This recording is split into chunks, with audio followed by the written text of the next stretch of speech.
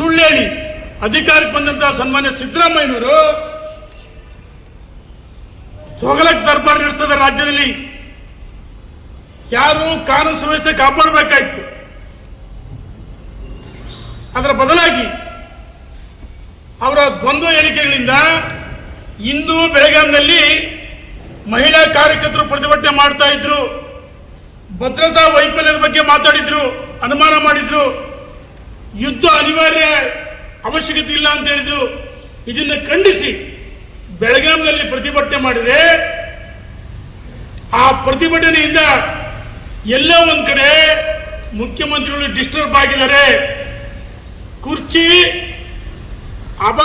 ಭದ್ರತೆ ಇಲ್ಲ ಅಂತ ಅವರು ಮನವರಿಕೆ ಆಗಿದೆ, ಮುಖ್ಯಮಂತ್ರಿ ಸ್ಥಾನದಿಂದ ಎಲ್ಲಿ ವಂಚಿತನಾಗ್ತಿದೆ ಅಂತ ಹೇಳಿ ಡಿಸ್ಟರ್ಬ್ ಆಗಿ ಮೆಂಟಲಿ ಡಿಸ್ಟರ್ಬ್ ಆಗ್ಬಿಡೋದು ಸಿದ್ದರಾಮಯ್ಯನವರು.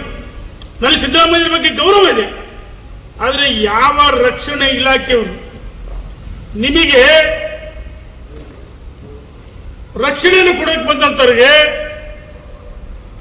ಯಾವನೇ ಎಸ್ ಪಿ ಬಹಳ ಇಲ್ಲಿ ಅದು ಏಕವಚನದಲ್ಲಿ ಒಂದು ರೀತಿ ಮಾಮಗ್ದಿನ ತಗೊಳಕ್ಕಂತೆ ಆ ಎಸ್ ಪಿಗೆ ಸಾರ್ವಜನಿಕ ವೇದಿಕೆಯಲ್ಲಿ ಅಪಮಾನ ಮಾಡಿದ್ರಿ. ಯಾರ ವಿರುದ್ಧ ಹೋರಾಟ ಮಾಡಬಾರ್ದು, ಭ್ರಷ್ಟಾಚಾರ ಮಾಡಿರಿ ನೀವು, ಕರ್ಮಕಾಂಡ ಮಾಡಿರಿ ನೀವು, ರಾಜ್ಯದ ಅಗತ್ಯ ವಸ್ತುಗಳ ಬೆಲೆ ಏರಿಕೆ 48 ವಸ್ತುಗಳ ಬೆಲೆ ಏರಿಕೆ ಏರಿಸಿದ್ರಿ.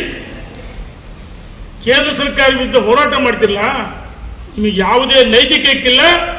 ಆ ASP ನಾರಾಯಣ್ಗೆ ಕಪಾಳ ಮೋಕ್ಷ ಮಾಡ್ಯಾರ ಇವರು. ಇದೇನು ಹೊಸ್ತಲ್ಲ ಸಿದ್ದರಾಮಯ್ಯನವರಿಗೆ. ಈ ಕಳೆದ ತಿಂಗಳು ಹೊಸಪೇಟೆ ಜಿಲ್ಲಾಧಿಕಾರಿ ದಿವಾಕರ್ಗೆ ವೇದಿಕೆಯಿಂದ ಕೆಳಗಿಡಿ ಗೆಟ್ಔಟ್ ಅಂತ ಹೇಳಿದ್ರು. IAS ಅಪಮಾನ ಮಾಡಿದ್ರು.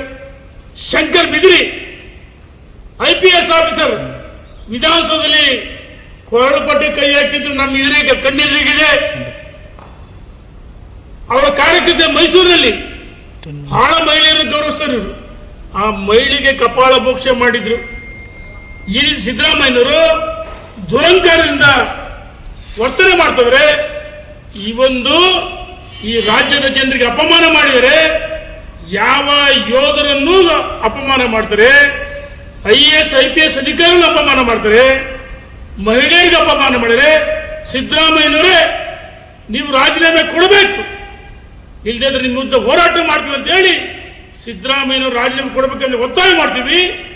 100% ಸಿದ್ದರಾಮಯ್ಯನವರಿಗೆ ಕುರ್ಚಿ ಭದ್ರತೆ ಇಲ್ಲ ಅಂತೇಳಿ ಅಭದ್ರತೆ ಕಾಡ್ತದೆ.